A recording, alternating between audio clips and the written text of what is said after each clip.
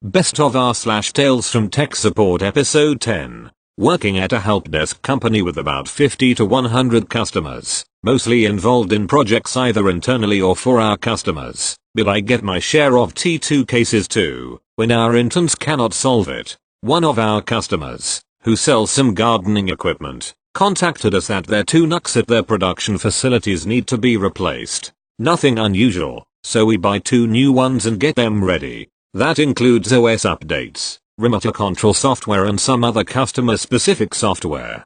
Finally we install a VPN client and join their domain. I set up one of them and one of my bosses the other one. Somehow the one he set up is not working properly, or to be more precise, one of the software doesn't work properly on it. It just crashes when you try to send a customer order out of the software straight to Outlook. Sadly the software was written by a company for our customer and solely for that purpose at the time. They didn't plan to sell that software to anyone else, as it is too specific to be sold on the market, so the company didn't put too much effort into it. We contact the company but they don't reply to phone calls or emails, so we try to somehow figure it out by ourselves. But the software doesn't produce any error codes or crash logs. It just loads endlessly and can only be stopped with the help of good old Task Manager. We try several different steps as reinstall the software module, the whole software, the whole PC, we clone the working one, but to no avail. Still same symptoms. After almost a month we finally get a hold of that company and the reason why they haven't been replying is that the one employee, who wrote the software by himself, is no longer with the company. They reached out to him, pretty much begging him to help them out on this one. We got his email and phone number and started communicating. So we try some troubleshooting but he cannot figure it out either. Everything looks like it should. We do some SQL queries from both NUCs and both come out identical etc. Then he asks me to send him the output if I start the software through CMD and check the output inside the commander. And behold we finally get a clue. Some form of exception that software cannot handle. I don't have the source code, so I couldn't check which part causes it to crash. I sent him the exception and the next morning my boss starts to laugh maniacally.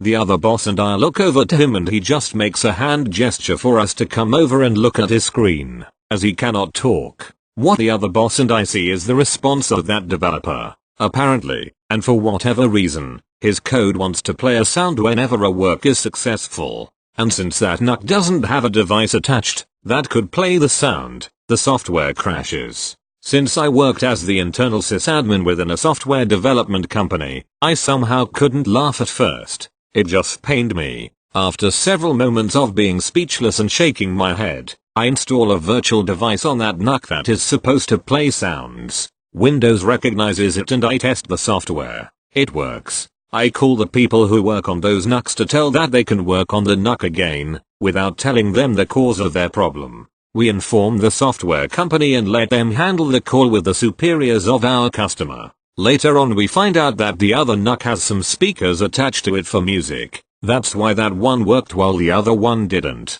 TL. Doctor. Dev codes an unnecessary feature into the software and doesn't catch the exception, causing our customer to lose 50% of their productivity. Thank you. Next.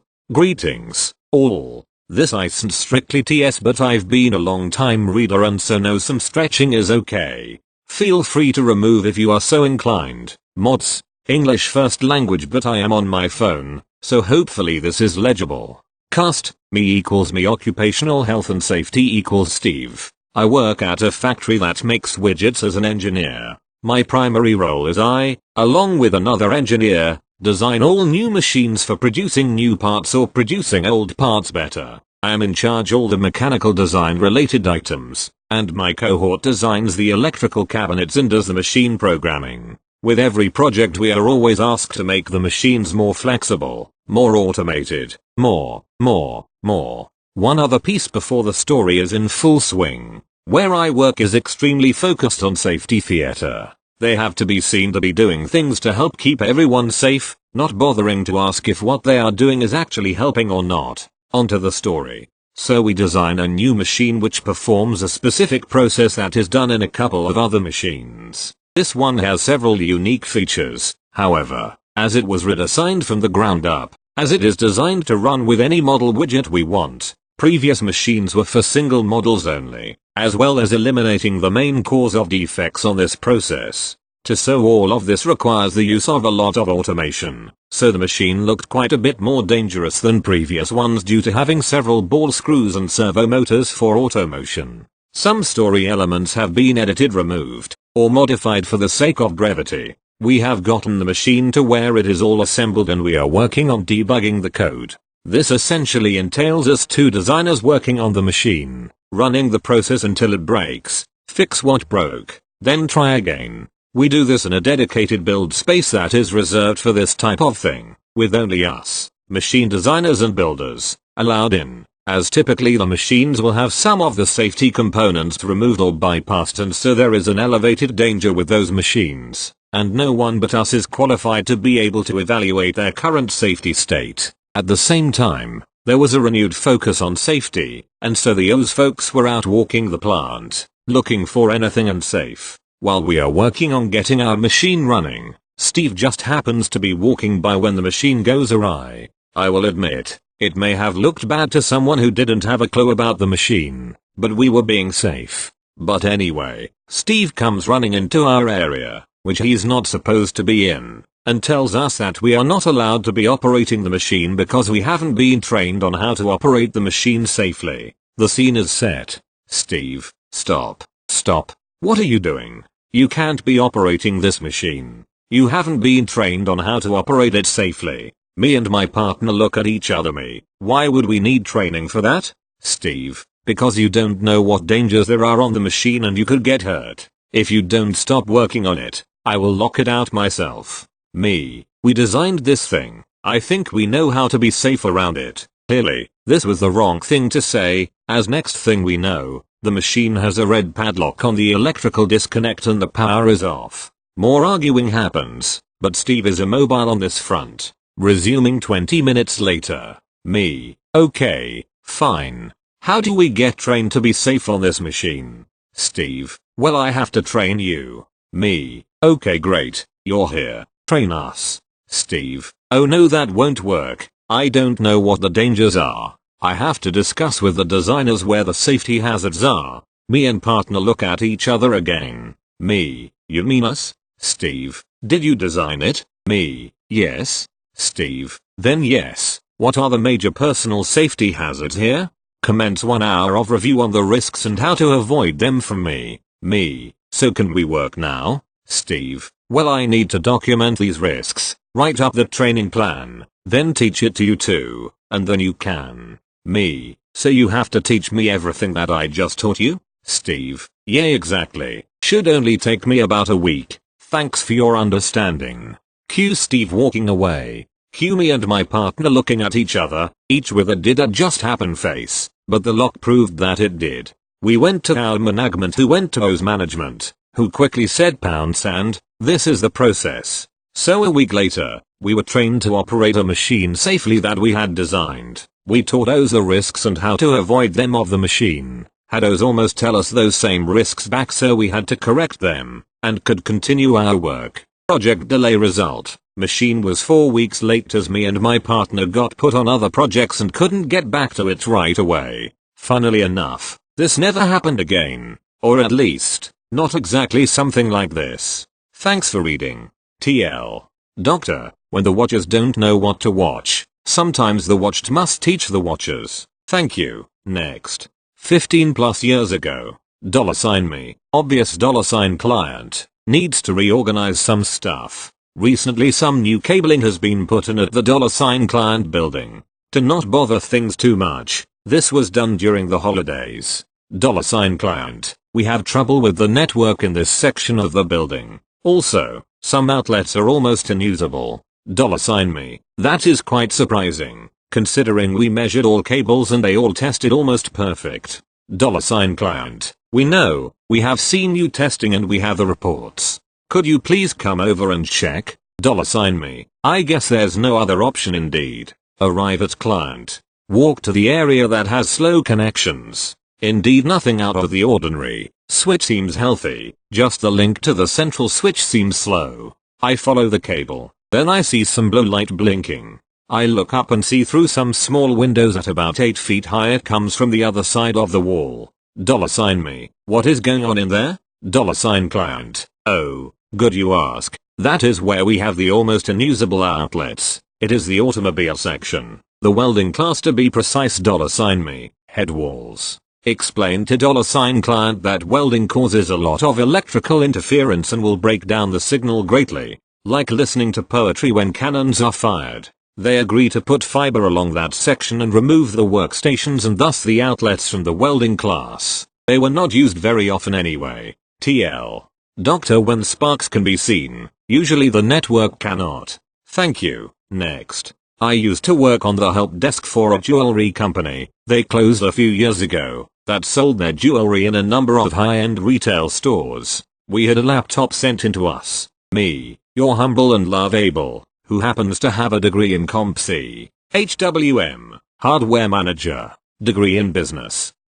Director of technology, degree in business. Me, this hard drive has some critical data on it.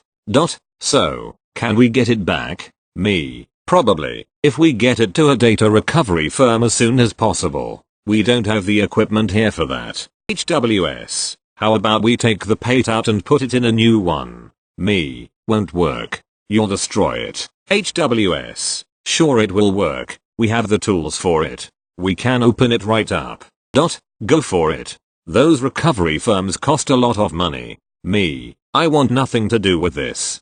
Fire me if you must, but I won't do it. And HWM shoo me away to handle themselves. A few minutes later, a grinding is heard in the shop. Yes, that's right, they did it. With the predictable results. Then they tried to blame me. I pulled up the ticket, which says per dot, assigned to HWM, and the timestamp on the ticket was 5 minutes before the predicted incident. Thank you. Next. I do electronics shift support for an engine testing firm. For the majority of my shift I am the only one on site that has any electrical knowledge, so when an engine loom needs correcting, or a sensor fails, I'm the guy. A little different than the usual tales here. Hope you enjoy the variety and take solace in knowing this tech support shit transcends beyond specific industries. I cut a lot of uninteresting shit out unfortunately, but there was a lot of climbing around test cells, staring at sensors, replacing wiring, and cross-referencing wiring diagrams, all to satisfy me, electronics support tech. I play with wires. Test engineer, guy responsible for managing the engine, the test cell, and collecting the data for the client. Test tech, does servicing and maintenance, runs the test sequences and keeps the engine going. Day 1. I get a support ticket request sent to me by my team from the T. I know this T, he's shit. Some say he had been passed over for promotion so many times he's given up. I'm familiar with him. While I don't dislike him, he's just not good at his job. I've learnt that even though he's on an additional £10k than me, it's just easier to involve him at the end and let him know what's happened. Involving him otherwise just wastes my time. But sometimes, as demonstrated below, that can't be helped. The support ticket. Engine speed sensor isn't working. There's no feedback to the I/O channel and therefore the safety trips because the test cell thinks there's a drive shaft breakage. Different ET. Confirmed channel reads fine. Problem exists elsewhere. We use a dynamometer to start the engines and absorb the massive load. Therefore, if there's any difference in speed measured either side of the shaft, it has to immediately shut down for safety, because that means something has seized, or snapped. Forcing a seized mechanical device can destroy it. Spinning a snapped, flailing drive shaft at 6k RPM is terrifying. I run down to the cell with a frequency source to mimic the sensor, and, as expected, the channel works with not a single hertz of calibration inaccuracy. But that's all the previous technician ET did, and I have to get this turd running. MEHT, so I can input this frequency, at the exact same connection point that the sensor connects to. Meaning there is no wiring fault, and the channel is reading correctly. We can keep pursuing this, however it's unlikely we'll find anything. Additionally, I shorted the entire wire loop and measure only 1.2 ohms of resistance across the 20 meter of run, which is insignificant. The test cell was working yesterday evening. It's got to a sensor fault. ME external sighing, followed by visual inspection. Well, get TT to realign the sensor. It has to be pointing 90 degrees directly at the center of the flywheel, and using a feeler gauge, it has to be less than 1 millimeter away to get a proper signal. Let's start there, then come back to me and we can replace the sensor. Day 2. TT. Hey ET, I was told to bring you this new sensor so you can put on a connector and it can replace our broken one. Me. I mean, sure. While I do this, can you grab the broken one for me so I can have a look? Before I go on, Google orbital speed pickup sensor. This is the sensor we're using, except 1/8 the size. The mechanical guys at my place are great, but they are not graceful. He comes back with about half of the tiny thread completely sheared away, not to mention at some point the sensor head has clearly come into contact with the flywheel and been ground away. Yeah, you gotta be careful with these things. Try this one. Idea, but first, let's test it against a flywheel we've got set up on a AC motor in the back room. Tested, and showed the TT how close the sensor has to be, and confirmed it works using a scope. Also confirmed that the previous sensor somehow still works, though it'd now be impossible to refit due to the damage. So the channel definitely works. These sensors definitely work. Please inform T that the problem is elsewhere. TT. Yeah, cheers pal, will do. Day 3. T. Hey T, any progress on that sensor fault yet? Angerizing. Asterisk. Me. The sensors worked when I gave them to you fresh out of stores. The channel reads my test equipment. There is literally nothing left for me to check. What do you want me to do? T. Well, T mentioned you had a rig that could test the sensors. Can you use it to test the sensor in the test cell? That way we can check full system functionality. This is a made up phrase in my place. Just sounds good, like a soundbite. Also a fucking triggering warning for me. No, I can't move a fucking scope, a power transformer, a motor, its controller, and a set of 5 flywheels. But by all means, you go ahead. The problem does not exist on this channel, and it's not the sensors. This is not just me being shitty. This test rig is not portable. Parts of it are literally bolted into place. T. Gets scared at the prospect of having to touch something with wires on. T. I'll talk to your boss and see if we can create a portable solution. For now, can I at least get you to supply another sensor with the connector on? Me. A portable solution. To create a frequency output in the cell. That is literally the first thing we did. You know what? Why the fuck not? It's your job number. The sensors are only £40 a pop, so no problem. Let's throw another sensor away. I go home early, because other than this BS it's a quiet night and there's no urgent support requests. Phone call at 10 PM. TT. Hey ET, are you 100% sure it's not an electrical issue? Me. I wish I could say for certain. I just know there's nothing left for me to check or replace. Everything is working on my end. Day 4. I get into work and hit up my boss. Me. Any word on test cell, or T? You still want me to waste some time in there? Bossman. No, but book the time you spent on 1. 5x premium rate number, instead of flat rate maintenance number. The drive shaft snapped. If they couldn't read the fucking error message on the screen and by default kick every problem our way, we'll get paid for it at least. Me. Huh, that's funny. The logbook says it was working one night and mysteriously it was found not working in the morning. Bossman. Boils with rage. To be fair, the drive shaft is covered by 4XM12 bolts. It would have taken at least 5 minutes to check. Thank you. Next. I've been working at my current job for about 6 months. We're a medium-sized MSP that does tech support for a lot of non-profits around the area. While most of the customers are nice, they tend to be very computer illiterate. Took this call about a week ago. User calls in, nice lady, saying that her computer will shut off at random times. I remote into her computer and found nothing out of the ordinary on her machine. Told her she might have some loose connection somewhere. She swears she doesn't and that she has checked everything. Told her I don't see anything wrong with the computer, so she thanked me and hung up.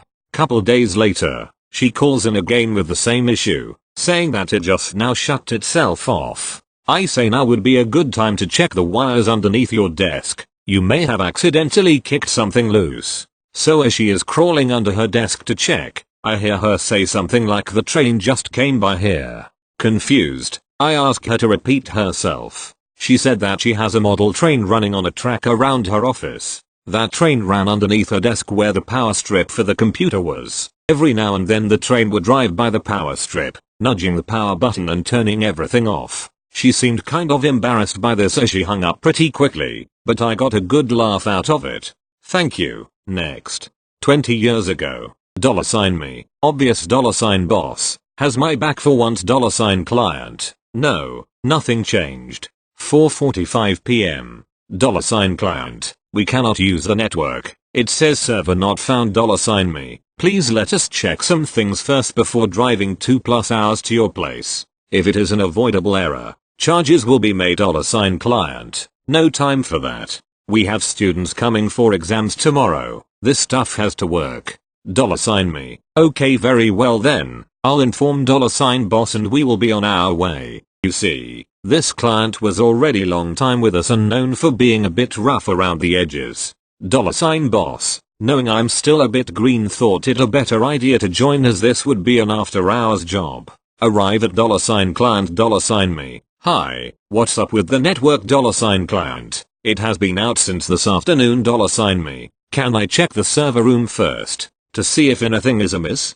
$client. Of course, right this way. We arrive at the server room. Everything looks normal. We connect one of their laptops to the network, check and can log in. Odd. $me. What systems seem to have trouble? All? Or just a few?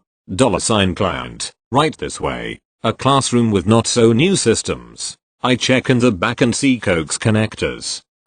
Cannot check those with the laptop as it has only UTP. Hang on. $me. Are you really sure you have not changed anything? No new devices, no other devices connected/disconnected etc?